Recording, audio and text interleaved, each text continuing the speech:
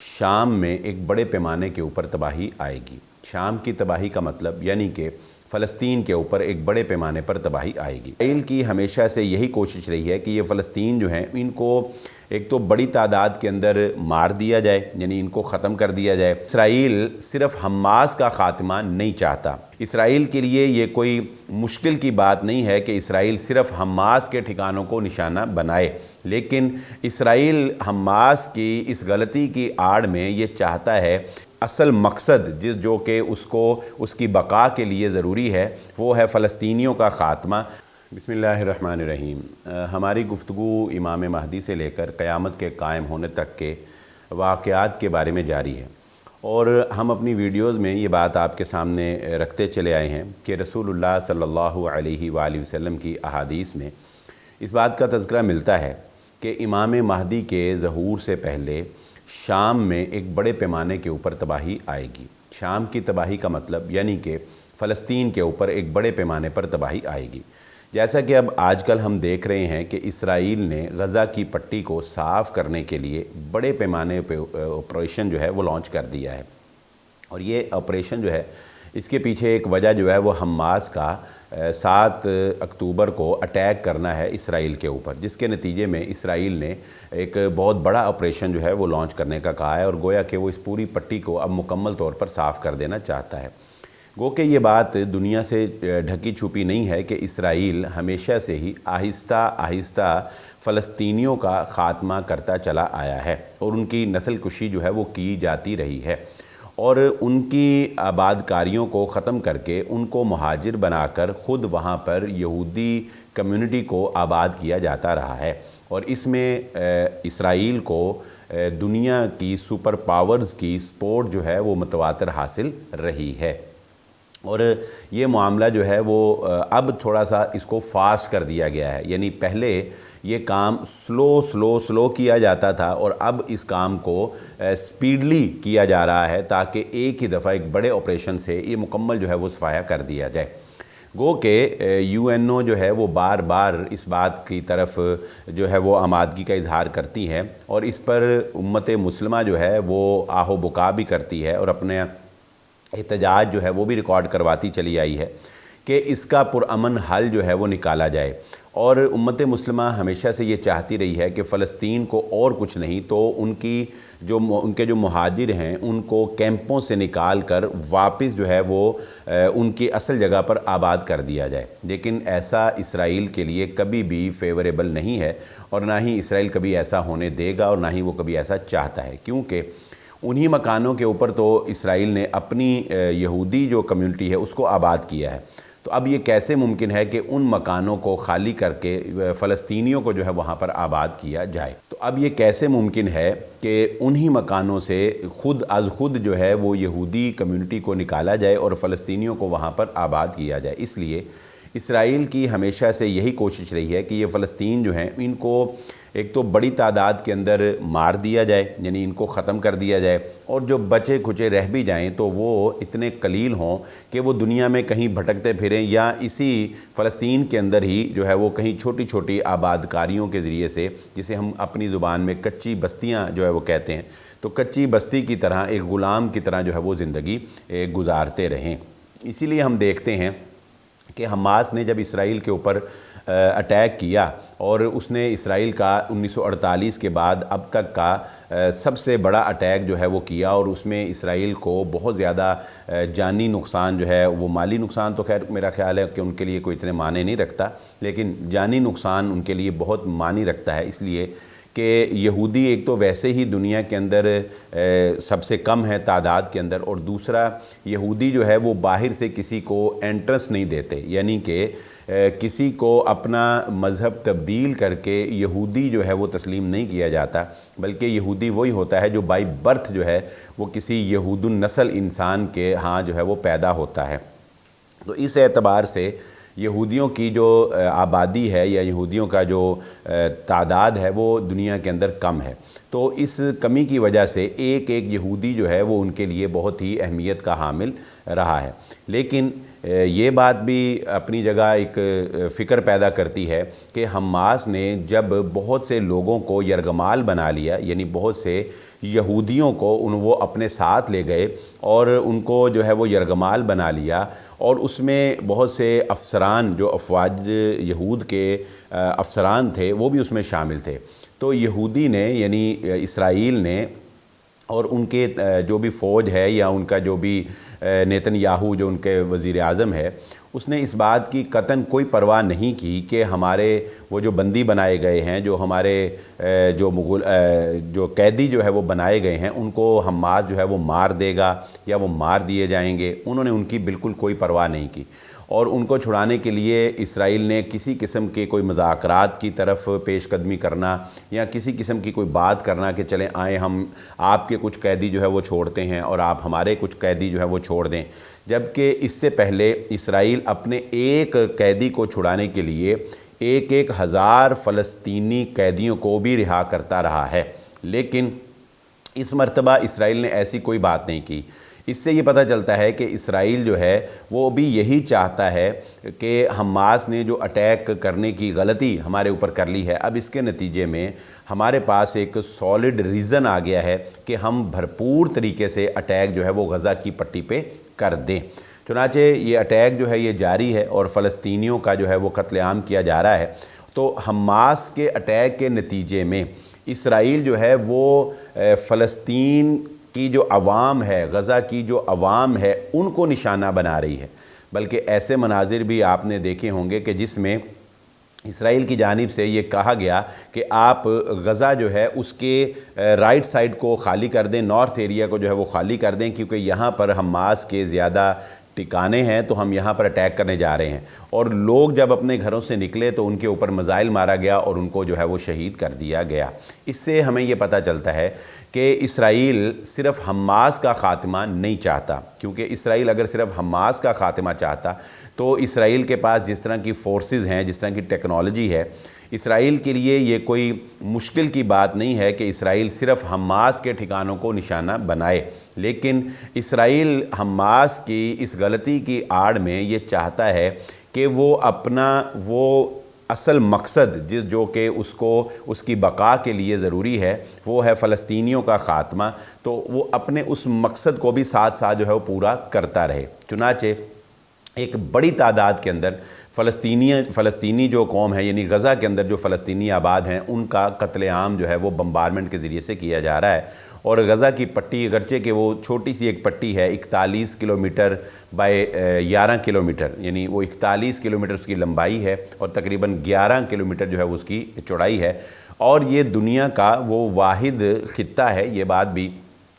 بڑی اہم ہے کہ یہ دنیا کا وہ واحد خطہ ہے کہ جس میں سب سے کم جگہ کے اوپر سب سے زیادہ لوگ جو ہے وہ رہتے ہیں، اور یہاں پر جو لوگ رہتے ہیں وہ اس قدر بدحالی کا شکار ہیں، یعنی وہ خیموں کے اندر رہتے ہیں۔ یہ وہ کالونیاں ہیں جو کہ UN کی طرف سے جو ہے ان کو دی گئی ہیں، یعنی مہاجرین کو دی گئی ہیں، یعنی ان کے اپنے وطن کے اندر ہی ان کو مہاجر جو ہے وہ ڈکلیئر کر دیا گیا ہے اور مہاجروں کی طرح ان کو زندگی گزارنے کے اوپر مجبور کر دیا گیا ہے۔ اور ان لوگوں کی 80% آبادی جو ہے وہ اس امداد کے اوپر چلتی ہے جو امداد دنیا کی مختلف کمپنیز یا دنیا کی NGOز یا مسلم ممالک کی طرف سے ان تک پہنچائی جاتی ہے۔ اور مزے کی بات یہ ہے کہ یہ امداد بھی اس وقت ہی پہنچتی ہے جب کہ اسرائیل اس امداد کے پہنچنے کو الاؤ کرتا ہے۔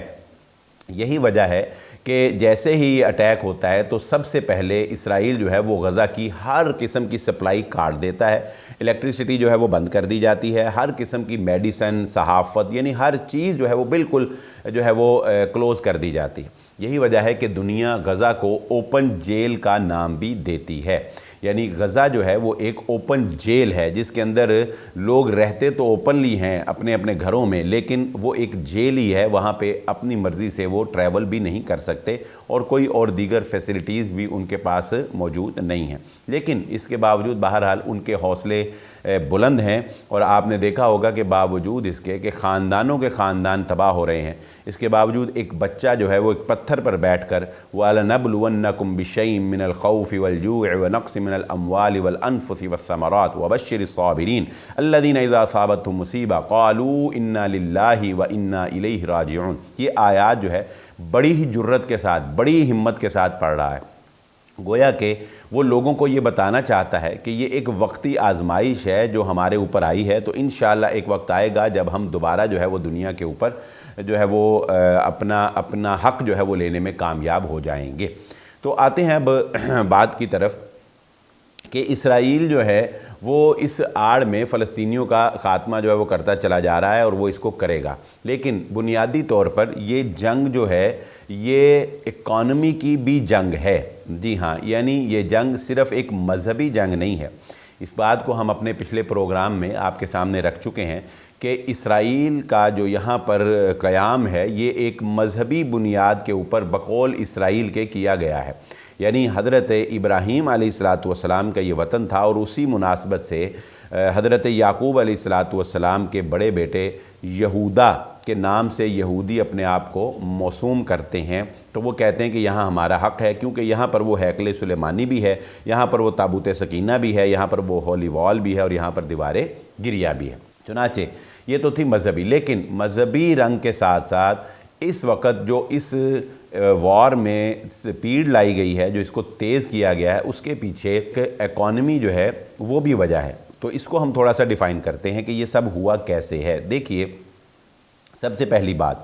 جب یہ اٹیک ہوتا ہے تو 7,000 میزائل حماس بیک وقت اسرائیل کے اوپر داغ دیتا ہے۔ یہی کافی نہیں، بلکہ حماس بھاری مشینری کے ساتھ باؤنڈری لائن کو جو ہے وہ توڑ کر جو ہے وہ اپنی فوجیں جو ہیں وہ اسرائیل کے اندر داخل کر دیتا ہے۔ یہی کافی نہیں، بلکہ حماس جو ہے وہ سمندری راستے سے بھی اسرائیل کے اوپر جو ہے وہ اٹیک کرتا ہے، ڈرون سے بھی اٹیک کرتا ہے، اور فلائنگ اوور سے بھی جو ہے وہ اٹیک کیا جا رہا ہے۔ اتنا منظم اٹیک حماس کی جانب سے اسرائیل پر کیا جانا کیسے ممکن ہے کہ اتنے بڑے اٹیک کا علم امریکہ جیسی CIA کی جو ایجنسی ہے اس کو، یا موساد جیسی انٹیلیجنس جو ہے اس کو اتنے بڑے اٹیک کی خبر نہ ہو؟ یہ ایک بہت بڑا کویسچن مارک ہے۔ جیسا کہ رشیا نے بھی اسی کو ایڈریس کیا ہے، اور اسی بات کو جو ہے وہ انہوں نے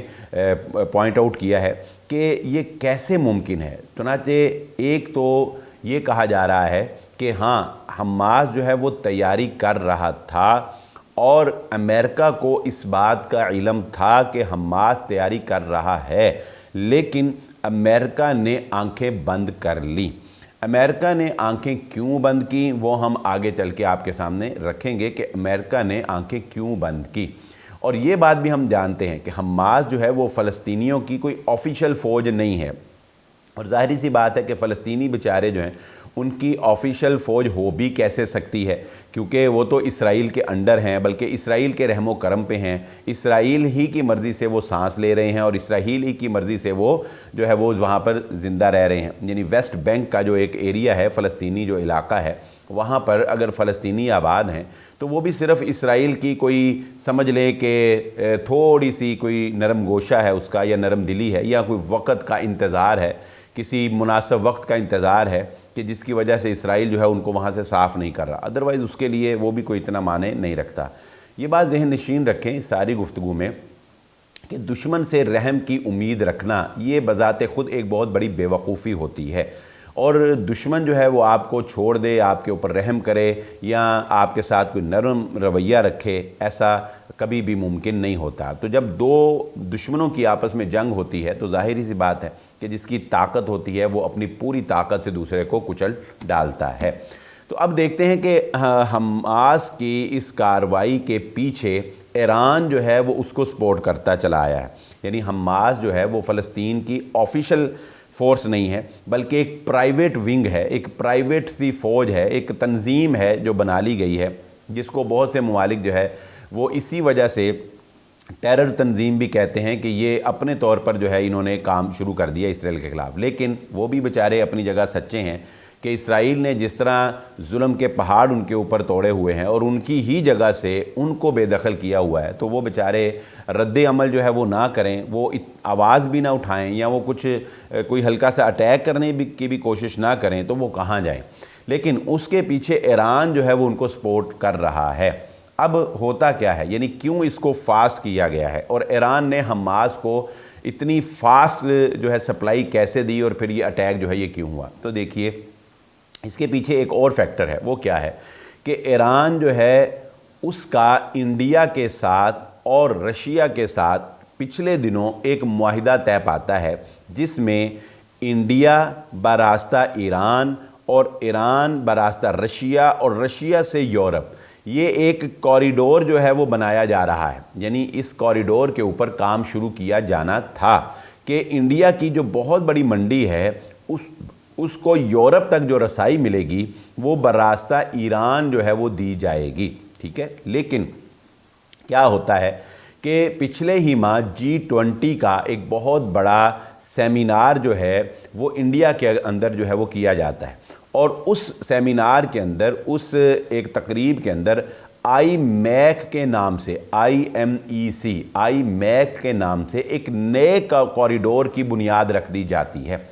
अब ये नया कॉरिडोर क्या है? जी हाँ, ये नया कॉरिडोर जो है उस रास्ते को ख़त्म कर देता है। क्यों? इसलिए कि ईरान और रशिया ये दोनों हम जानते हैं कि अमेरिका के जो है वो अगेंस्ट हैं और अमेरिका कभी भी ये नहीं चाहेगा कि कोई भी ट्रेड में रशिया को फ़ायदा हो या ईरान को फ़ायदा हो। चुनाचे अमेरिका जो है वो उसके मुखालिफ कोई कॉरिडोर जो है वो चाहेगा और ज़ाहिरी सी बात है कि जो दूसरा कॉरिडोर IMEC के नाम से बनाया जाएगा उसमें बहुत से दीगर ममालिक का इंटरेस्ट भी शामिल है। अब ये जो दूसरा कॉरिडोर है ये इंडिया बरास्ता UAE बरास्ता सऊदी अरब और सऊदी अरब से ये होता हुआ जॉर्डन से इसराइल के रास्ते से मेडिटेरियन सी, बहिराए रूम जिसे कहते हैं, मेडिटेरियन सी तक ये पहुंचेगा। दूसरे मानों में ये बहुत बड़ा कॉरिडोर ये है, ये स्विस कनाल, यानी स्विस कनाल जो है वही एक वाहिद सोर्स था मेडिटेरियन सी में जो जितनी भी तिजारत होती थी उसके लिए। लेकिन अब ये जो रास्ता जाएगा बज़रिया इसराइल मेडिटेरियन सी में, ये कॉरिडोर ये स्विस कनाल का भी अल्टरनेट होगा, ठीक है। यानी इस तरह से यूँ समझ लें कि एक अपना कॉरिडोर जो है वो इनको मिल जाएगा। तो अब ये कॉरिडोर जब पास हुआ तो ईरान कभी भी ये नहीं चाहेगा कि ईरान के रास्ते से ट्रेड को ख़त्म करके दूसरे रास्ते से जो है वो ट्रेड की जाए, जबकि वो रास्ता सऊदी अरब के भी फ़ायदे में आता हो, क्योंकि ईरान जो है वो एक शिया स्टेट होने की वजह से हमेशा से मुसलमानों में सुन्नी स्टेट को नुकसान पहुंचाता चला आ रहा है। ये बात भी हम जानते हैं। वो तो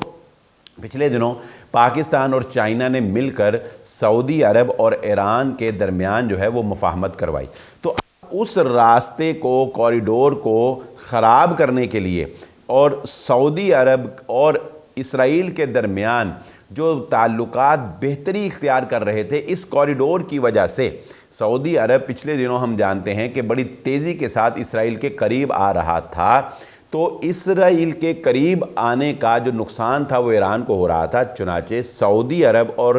इसराइल के ताल्लुकात को ख़राब करने के लिए हमास के ज़रिए से अटैक जो है वो इसराइल के ऊपर करवाया जाता है।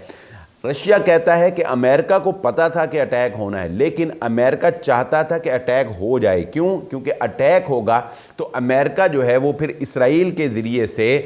इस पट्टी को, जो रास्ता है कॉरिडोर, उसको साफ़ करने में जो है वो उसके पास एक दलील आ जाएगी, उसके पास एक मैंडेट मिल जाएगा उसको, और बड़ी ईजीली वो ये सफाया कर सकेगा।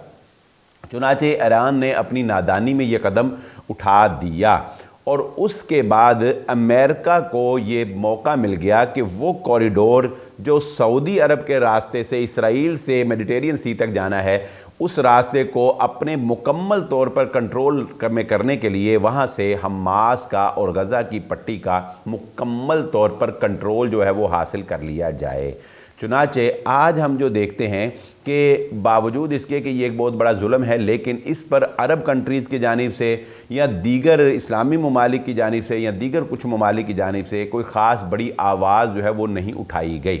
ये कहा जा रहा है कि सुलह की जाए, कोई कह रहा है कि इनके जंग बंदी की जाए, कोई कह रहा है कि वो पुरानी बातों जो पुराना जो यूएनओ का फार्मूला उसके ऊपर अमल जो है वो किया जाए। लेकिन ये सब हल्के फुल्के और छोटे छोटे बयानात हैं। तो बुनियादी तौर पर यूएई का और इसी तरह फिर उसके बाद जो है वो सऊदी अरब का और उसके बाद जो है वो इसराइल का बराह रास्त यहाँ पे एक माली मफाद जो है वो जुड़ा हुआ है। और इस वक्त ये बात ज़हन नशीन रखें कि दुनिया माली मफाद को पहले देखती है और बाकी हर किस्म का मफाद जो है वो बाद में है। ये तो इस्लामी भाईचारे की हम बात कर रहे हैं। जो सगे भाई हैं वो भी माली मफाद को तरजीह देते हैं, भाई भाई को छोड़ना बर्दाश्त कर लेता है। इवन कि बाप